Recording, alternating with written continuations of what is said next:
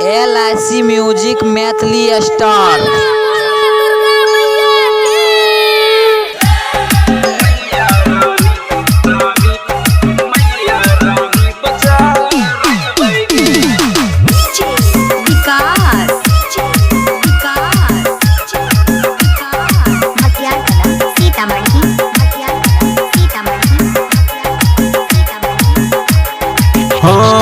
श्रद्धा से करबे हम पूजा पाठ गे, भूखल छिए असो के ना बरात गे।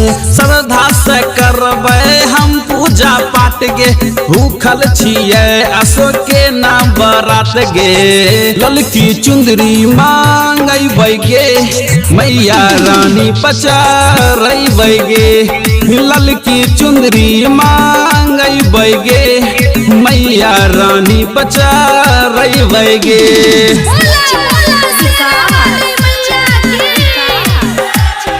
Mix by Balbhadra Singh.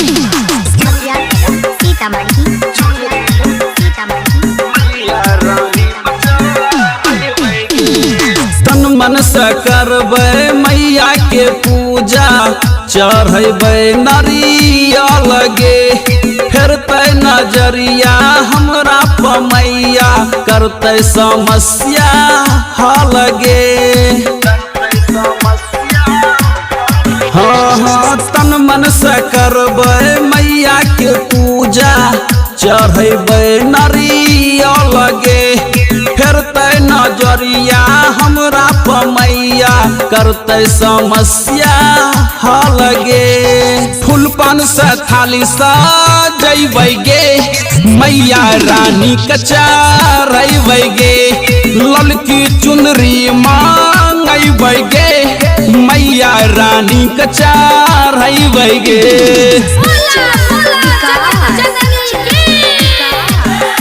Presented by PM Recording Studio, Alamnagar Madhepura.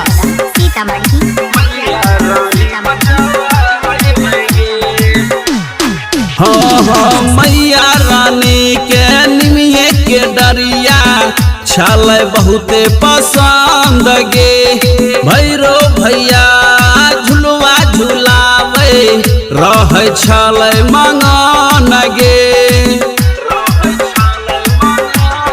हाँ मैया रानी के निमिये के डरिया, छलै बहुते पसंद गे। भैरो भैया झुलवा झुलावे, रहै छलै मंगन गे। राजीव से भजन गाबै गे, मैया रानी के सुनबै गे। राइटर सोनू संग जैबै गे, मैया रानी कचारबै गे। श्रद्धा से करबै हम पूजा पाठ गे, भूखल छिए असो के ना बरात गे। ललकी चुंदरी मांगबै गे, मैया रानी पचारबै गे। ललकी चुंदरी मांगबै गे, मैया रानी पचारबै गे।